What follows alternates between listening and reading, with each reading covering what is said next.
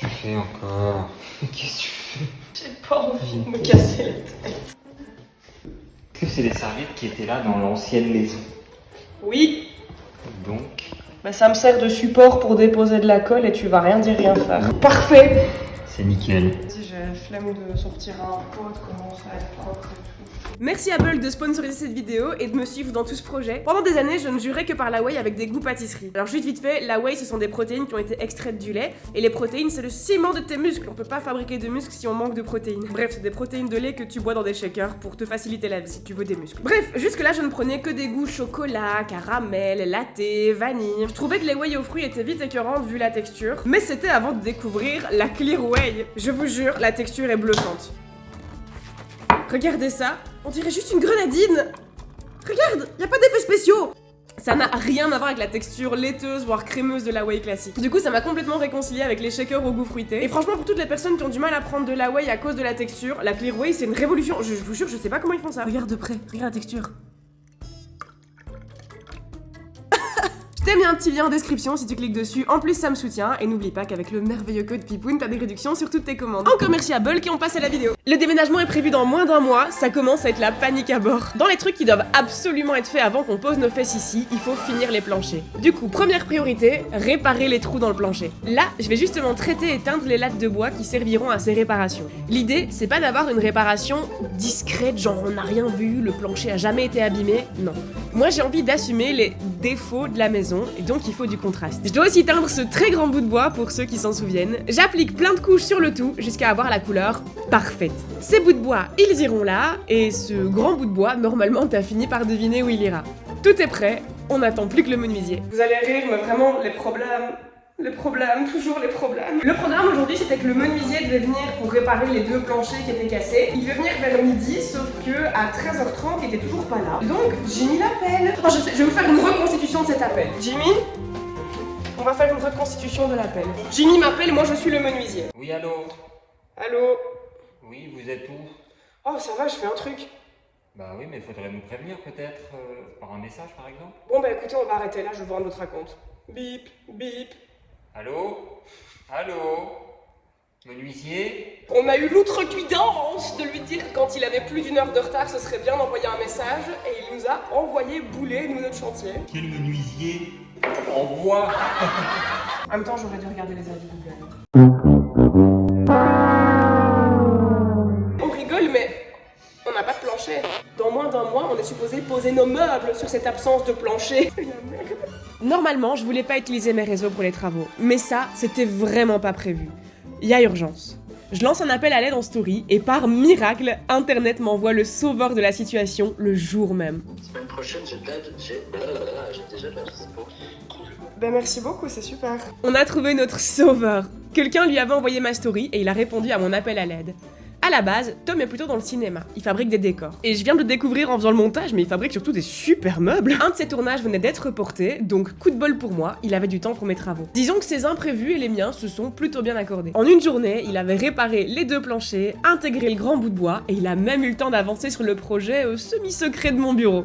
Non, vraiment, il me sauve. La suite des travaux de menuiserie devront attendre un petit peu. En attendant, quitte à finir toutes les boiseries, la prochaine étape, c'est de traiter les poutres sous la mansarde. Je trouve la couleur ultra chaleureuse. Avec le plancher et le mur en briques, cette pièce a un potentiel de dingue, ce sera trop mignon. Ensuite, je me décide enfin à traiter les portes. Je suis partie sur un fond dur assez foncé, mais en fait c'est super moche. Du coup, je suis bonne pour repenser tout ça.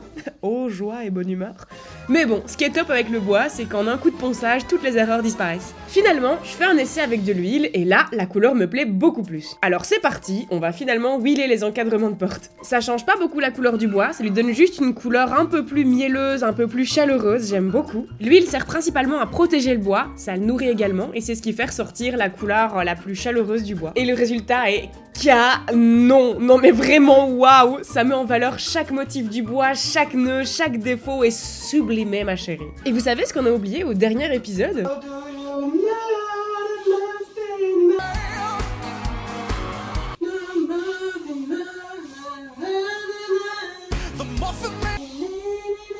Je suis capable de chanter cette chanson en boucle pendant des heures. Et en vrai, ça fait 4 épisodes que je vous saoule avec cette chanson et si ça se trouve, vous avez même pas la ref. À la base, c'est juste une réplique de Shrek. Do you know the Muffin Man? The Muffin Man? The Muffin Man! Je n'ai plus de PQ, mais il y a des serviettes qui traînent, ça fera l'affaire. Oui, des serviettes. Des serviettes hygiéniques. J'entends déjà d'ici, gna gna, encore une idée à la con. Alors justement, l'idée c'est d'absorber l'huile qui pourrait couler le long des encadrements de porte. Quoi de mieux qu'un objet conçu pour absorber des trucs. De toute façon, les serviettes elles traînaient là quand j'ai acheté la maison. Jamais je vais m'en servir. Déjà, je suis pas forcément pour les protections jetables et ensuite je vais jamais mettre dans ma culotte un truc dont j'ignore l'origine. Donc autant qu'elles servent à quelque chose. Bref, il me reste un dernier truc à wheeler, c'est la porte condamnée, mais je vais être interrompue, je pourrais pas la finir tout de suite. Mais pas de panique, si j'étais interrompue, c'est pour la bonne cause. Ah oui, pardon, vous êtes comme ça là. Pendant que je montre mon toit au gentil monsieur qui va y mettre des panneaux, bah on peut tous admirer la beauté de ma porte condamnée presque finie. Ensuite, il est grand temps de finir les planchers. Les étapes dans l'ordre, c'est on met de la corde dans les trous pour combler un max. Alors je dois jouer avec les brins de la corde pour faire différentes épaisseurs en fonction de la largeur de chaque fente. Ensuite, on met du ruban de masquage de part et d'autre de la fente en suivant consciencieusement chaque interstice. Et sur certaines zones du plancher, ça demande une certaine patience de bien suivre le bord de chaque latte de bois proprement. Ensuite, dans l'ordre, on tartine les fentes avec du silicone et un pistolet à joint. Étape suivante, j'aplatis le surplus avec mon gros doigt, on dirait vraiment du Nutella. Ou du caca, c'est toi qui vois. Et puis, il reste plus qu'à retirer le ruban de masquage et bim, un joint d'entrelatte tout propre. Tu l'as vu, il y a pas mal d'étapes. Maintenant, il n'y a plus qu'à faire ça pour chaque fente, entre chaque latte, dans chaque pièce. Bon, je donne l'impression que je me plains, mais en vrai, cette étape va plutôt vite. En général, on passe 2 journées par pièce pour tout faire, du cordage au rendu final. Pour l'instant, on a 4 pièces avec des planchers à rénover, donc en une grosse semaine, c'était fait. Ça semble beaucoup, mais après des mois sur le décapage de l'escalier, tout nous semble rapide et facile. On a bien fait de commencer par le plus chiant. Niveau couleur, on s'est dirigé vers un joint brun, couleur bois foncé. Ça met un contraste entre chaque latte de bois, tout en gardant une couleur chaleureuse qui se marie bien avec le bois. Et enfin, après tout ça, la dernière étape pour déclarer un plancher fini de chez Fini, c'est le traiter. Tu n'es qu'un tas des jardins kilométrés. Tiens. J'adore mon humour, il est si nul. Bref, il existe plein d'alternatives pour protéger le bois, mais je me suis tournée vers la vitrification. Ça durcit le bois, mais surtout ça l'imperméabilise autant que possible. Avec mes plantes, je vais faire super attention, mais toute protection est bonne à prendre. Donc tu sais quoi? Vas-y, on va caler 4 couches de vitrificateur partout. Là par contre, je dois te dire que c'est un petit budget, j'avoue. Mais ce sera toujours moins cher que de devoir remplacer le plancher si un jour il est foutu. Et puisqu'on fait plein de couches, et ben entre chaque couche, il faut égrainer. En gros, c'est poncer très légèrement avant de mettre la couche suivante. Quand le produit est encore frais, ça donne un côté brillant, et j'aime pas forcément les finitions brillantes. Moi j'ai choisi une finition mate, et quand je vois le résultat final, ah bah je regrette pas mes choix. Il est sublime. On s'imprime encore de voir ce lustre. Je sais pas pourquoi on a pas enlevé ça plus tôt même. Oui, Yay! on va passer ici. Moi je peux passer ici. Oh, je peux désormais pratiquer mon bureau sans bien me manger dans la gueule, c'est merveilleux. Quelle joie. Et c'est pas la seule source de joie, on a une autre super nouvelle. Ça y est, je peux enfin déclarer officiellement que la maison est habitable. On n'a toujours pas d'eau potable, mais on a l'essentiel à partir d'aujourd'hui. Désormais, nous avons le wifi. Et ce qui est cool, c'est que maintenant qu'on a le wifi, on peut écouter des trucs pour s'occuper la tête en travaillant. Ouais, il y a quoi au programme? La tueuse de barbares sanglantes au cordon bleu, un truc comme ça. C'est quoi le vrai titre? C'est faites entrer Nathalie, faites entrer l'accusée, Nathalie le scribe, Vous savez, l'étrangleuse. Allez, vendu. Pendant que Jimmy passe les dernières couches de vitrificateur sur les derniers planchers, moi je m'occupe en prenant de l'avance sur une étape qui nous sera utile plus tard, protéger certaines zones de la rampe avec du ruban de masquage. Pour ce genre de petit travail de masquage de précision, j'ai besoin de plein de tout petits morceaux de scotch à portée de main, et très vite je finis par développer des tactiques du futur pour stocker tous mes petits bouts de scotch à portée de main. Tu ressembles à la fouine, Comment ça? c'est ta barbichette. En plus t'es propriétaire. Comme la fouine. Pas loin. C'est CH ça. Aïe aïe aïe. Bref, Bref, j'ai aucune culture rap, mais maintenant ma rampe est bien protégée et ça c'est une bonne nouvelle. Une bonne nouvelle qui sert à rien pour l'instant, mais ce sera utile plus tard et confiance. En attendant ce fameux plus tard, on va passer sur une toute nouvelle étape, le replafonnage. C'est ma maman qui m'avait appris, c'est d'ailleurs dans le vlog de mon dernier déménagement. Une palette un peu ronde, comme ça tu peux bien mélanger comme de la purée. Donc je mélange le polyfila comme de la purée, comme maman m'a appris, jusqu'à avoir la bonne texture. Et il y a beaucoup de petites choses à replafonner aux quatre coins de la maison. Par exemple, quand j'avais poncé le bord extérieur des encadrements de porte, ça avait un peu défoncé le mur. Donc là, c'est le genre de choses qu'il faut replafonner. Ça demande d'être assez soigneux, ça demande un petit peu de précision, mais franchement, c'est pas très compliqué. C'est même plutôt amusant à faire, et je trouve les timelapses de cette étape assez satisfaisants à regarder. Alors c'est pas encore sec, il faudra évidemment poncer le mur pour unifier tout ça, évidemment on va aussi repeindre les murs, mais ça rend déjà vachement plus propre. Il y a aussi quelques zones sur le plafond autour de l'escalier qu'on doit replafonner. Il y a également l'endroit où on a arraché la moulure du mur. Là c'est un travail de replafonnage un peu plus conséquent, donc je rebouche d'abord le gros du trou, et puis plus tard quand ce sera sec, je ferai le travail de lissage. Et à l'heure où je vous parle, ça fait déjà 10 jours que j'attends que le produit sèche, et c'est toujours pas sec, donc pour la fin de cette partie-là, faudra attendre. Mais à part 2-3 trucs à gauche à droite, c'est principalement sur les encadrements des portes qu'il y a beaucoup de replafonnage à faire. Et franchement, je trouve que j'ai fait du bon boulot. Une fois qu'on aura poncé tout ça, ce sera nickel. Il y a aussi des zones dont les trous sont trop profonds pour être rebouchés en une seule fois, donc je mets le maximum possible de matière, j'attendrai que ça sèche, et puis je continuerai de combler au fur et à mesure quand ce sera sec. Ici, j'ai une cornière qui était complètement arrachée, je fais ce que je peux, on verra ce que ça donne. Là, j'avoue que je suis un peu plus en terrain inconnu. On verra bien ce que ça donne quand la première couche aura séché, donc en attendant, on va s'occuper de retirer le tuyau qui n'a rien à foutre dans une chambre à coucher. Il y avait peut-être un moyen plus conventionnel de retirer ce tuyau, mais comme on le connaissait pas, on se dit que la scie à plastique fait toujours bien le taf. Il faudra par contre qu'on trouve un moyen de boucher cette partie-là pour pas foutre de l'eau dans toute la salle de bain. Mais en attendant, c'est une bonne chose de faite et il y a pas mal de petits trous sur ce mur qu'on va devoir replafonner au passage. Mais il est l'heure de passer à la suite. Qu'est-ce que tu fais? Qu'est-ce que tu fais? Je prends une mesure très précise. Une mesure très précise. Oui, regarde. Une mesure très précise. Et en fait, si j'ai besoin de la mesure très précise de la largeur de l'entresol, c'est parce que je vais couper des bâches pour protéger complètement l'escalier et les entresols. Mais je vais pas pouvoir avancer tout de suite parce que d'abord, Jimmy tient absolument à me faire une blague. Donc vas-y, on va écouter sa blague. Attends. Allonge-toi un coup pour voir. Ici, c'est assez large.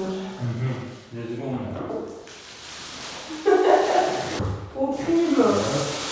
Au crime. Non, ça te rappelle pas un souvenir? Quoi? La première fois que je t'ai emballé. J'adore rire. J'adore rire. D'accord. Bon allez, c'est pas tout ça. Jimmy va me découper des bâches à la bonne taille pour chaque marche et moi, j'emballe l'escalier. Qu'est-ce que tu fais? J'emballe l'escalier. Pourquoi? Oh, j'ai changé d'avis, je le trouve moche, on va cacher ça. On devrait peut-être t'emballer alors. C'est quoi ce rire? Non, en fait, cette fois-ci, on bâche pas tout l'escalier, mais seulement certaines zones, et il faut le faire vraiment proprement et avec de la précision. Donc ça prend plus de temps que quand on fout juste des grosses bâches partout pour tout protéger. L'idée, c'est qu'on va peindre certaines petites zones de l'escalier. Donc le travail de masquage, cette fois-ci, il doit être nickel si on veut que le résultat soit bien propre. Et moi et mon perfectionnisme, tu sais bien, hein, comme d'hab, on se casse le cul à tout faire, même dans les endroits que personne ne verra jamais. Une fois que l'escalier est complètement protégé, j'ai trop hâte de la suite. Mais en attendant, il y a une étape dont je vous ai pas encore parlé, qu'on a fait au fur et à mesure, c'est ramener des trucs de la maison. Parce que l'air de rien, le 31 octobre, faut rendre les clés d'appart, il faut qu'ils soient vides. Du coup, on a pris l'habitude, à chaque fois qu'on va bosser sur les travaux de la maison, de remplir le coffre à fond et de ramener tout ce qu'on peut. Et puis, il faut pas oublier aussi qu'on a beaucoup de choses à évacuer, des débris, des morceaux de mur, des gravats, des déchets de construction. Bref, ça fait beaucoup d'allers-retours. Mais revenons à nos moutons, maintenant que l'escalier et que la rampe ont été parfaitement protégés avec du masking tape, je vais faire un truc un peu dingue. Recouvrir de couleur un escalier qu'on a passé des mois à débarrasser de toute trace de couleur. Bon, après, pas de panique, c'était prévu depuis le début. Pour l'escalier, j'ai une idée très claire de ce que je voudrais. Il y a des zones qui vont rester en bois naturel et d'autres zones qui seront peintes. Et alors niveau peinture, ce sera pas blanc, Là, le produit blanc que j'applique, c'est du primaire. C'est juste un produit qu'on doit mettre sur le bois avant de mettre la peinture pour que ça accroche mieux. On doit l'appliquer sur toutes les zones qu'on a l'intention de peindre, et oui, il y a même des zones qu'on va peindre au plafond. Je sais que certains à ma place auraient juste refoutu de la peinture par-dessus la peinture, mais je voudrais bien faire les choses proprement. Quand j'ai acheté la maison, il y avait eu tellement de couches de peinture sur cet escalier que ça recouvrait complètement les dessins du bois. Les moulures étaient beaucoup moins nettes, il y a même certains endroits où il y avait des gouttes de peinture qui avaient coulé. C'est pour ça qu'on a retiré toute la peinture avant d'en appliquer une nouvelle. Et sinon là, Jimmy est déjà sur l'étape suivante, l'égrainage. En gros, il faut poncer légèrement toutes les surfaces pour être sûr que la peinture accroche au mieux sur le primaire. Le temps que le primaire sèche, est-ce que vous vous souvenez de cette moulure au mur? À la fin du dernier épisode, je l'avais wheelée et elle avait complètement changé de couleur, elle était devenue rouge vif, c'est pas très beau. Et puis malgré les heures que j'ai passées à poncer cette moulure, elle est loin d'être parfaite. Il y a encore plein d'éclats de peinture, des défauts dans le bois, des coups que j'arrive pas à rattraper. Et j'aime pas, entre ça et la couleur, franchement j'aime pas. Donc je prends mon courage à deux mains et j'arrache. Et oui, ça brise un peu le cœur après tout le temps que j'ai passé à bosser dessus, mais ça sert à rien de s'obstiner. Je trouvais pas le résultat joli et moi je veux une maison magnifique, ma chérie. Pipoun le vaut bien. Est-ce que j'en profite pour arracher cette cornière étrange? Cette cornière est vraiment pas jolie, et puis maintenant que je viens d'arracher la moulure, de toute façon il faudra refaire du plafonnage sur ce mur, donc bon, arrachons et replafonnons proprement le tout. Ensuite j'arrache également la moulure dans l'escalier. À l'endroit où elle passait derrière un coffrage, bah je scie et on replafonnera. Et puis il est enfin temps d'aller acheter de la couleur pour l'escalier. Je sais déjà très bien quelle couleur je veux, donc là, le tout c'est de trouver la bonne couleur dans les rayons. Et voici donc l'heureux élu, le pot de la couleur qu'on a choisi. Et donc c'est parti pour la première couche. Et attention, faut pas se fier à la couleur que ça donne au bout d'une seule couche. Là, je vous avoue que ça fait un peu cracra. À la fin de la journée, j'avais un petit peu peur parce que je trouvais le résultat pas forcément très propre. Mais pas le temps de se poser plus de questions que ça parce que la nuit est tombée et on n'a plus assez de lumière pour travailler, donc il faudra qu'on voit ça demain avec la deuxième couche. Et j'en profite pour donner une astuce, quand c'est juste pour une nuit ou pour quelques heures, plutôt que de remettre la peinture dans le pot et de perdre plein de peinture au passage, tu peux simplement l'emballer hermétiquement dans un plastique ou ici dans un sac poubelle. Normalement le lendemain, ce sera nickel, ça aura pas séché, tu pourras continuer. Et ce jour-là, pendant qu'on pose la deuxième couche, bah c'est fou que ce soit allé aussi vite, mais mes panneaux solaires sont arrivés et sont placés. Bref, la deuxième couche m'a vraiment rassurée sur le rendu. Quand on avait mis juste une couche, la couleur était pas égale partout et c'est ça qui donnait cet aspect un petit peu cheap, un petit peu mal fini, alors que là, avec deux couches, c'est parfait. Non vraiment, je tiens à ce qu'on admire les poteaux de ma rampe. La couleur est sublime, elle est uniforme de partout et le fait qu'on voit les dessins du bois à travers la peinture, oh mais je suis fan, on a trop bien fait de retirer la peinture avant de repeindre. Ah, et on a presque failli oublier de peindre la tranche du bois qui dépasse du plafond. Le lendemain, bah il est grand temps de retirer le masking tape pour découvrir le résultat final.